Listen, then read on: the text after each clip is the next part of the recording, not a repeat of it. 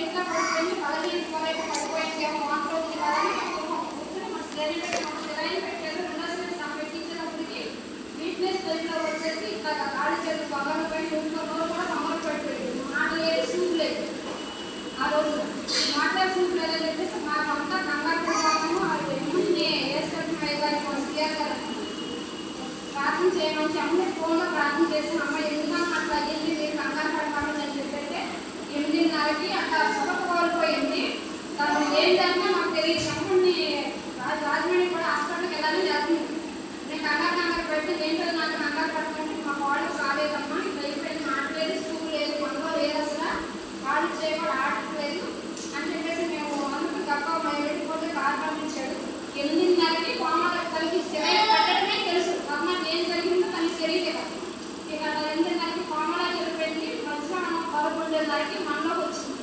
అప్పుడు దాకా సచిన శవాన్ని దేవుడు నాకు అట్లా చేసి కాకి శవాన్ని ఎక్కిస్తారు. నైట్తో కాళ్ళు చేసి తప్పసిపై పెట్టేసి అప్పుడు ఏమంటే కొంచెం రాజు కాళ్ళు ఒకడు తలపై ఒకడు నడుము ఒకడు పట్టుకుని ఊపిరి లేదని శవాన్ని ఎక్కించినట్టు ఎక్కించాం.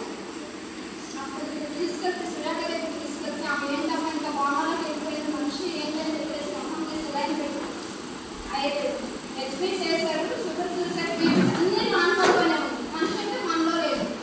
అట్లాగా దేవుడిని ఏం చేయమన్నారు, దేవుడిని అడుగుతుని నేను మా కోడల్ని నేను పెట్టేసి ఏదన్నా అయితే అవ్వని ఏం చేస్తాను నన్ను అంటారు, నేనేం చేయాలి దేవుడి దగ్గర మొదలుపెట్టుకున్నప్పుడు వేస్తాను అదే మాట చెప్పాను, నిలబడక ప్రార్థన చేస్తామా ఏం పర్వాలేదు, పిల్లపైకి నేను తెలుసుకుంటాను. అట్లాగే 11:30కి మనలోకి వచ్చింది.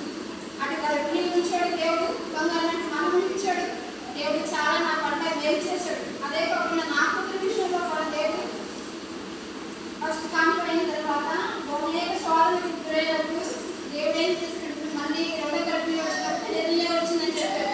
గర్భిణీ రాకూడదు అన్నారు. గర్భిణీ రాకూడదంటే ఒక మేడం సలహా తీసుకుంటే గర్భిణీ రాకూడదు, ఆపరేషన్ చేయాలమ్మా చేపిస్తే మళ్ళీ పిల్లలు కొట్టరు, మళ్ళీ ఎట్లా ఉంటుంది ఎక్కువ మేడం కానీ మళ్ళీ రెండో కాన్పు వచ్చినప్పుడు కూడా కొంచెం తప్ప తర్వాత చూద్దామంటే రెండో కాన్పు వచ్చేదాకా ఉంచాం.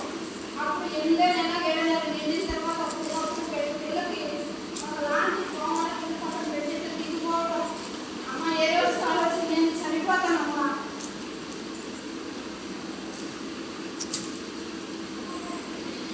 కొత్తగా దిగిపోయి శోధన చదివితే నిలబెట్టాడు. ఆ బిళ్ళకు కూడా గర్భిణీ ఉంచారు, మంచి ఆరోగ్యం ఇచ్చారు.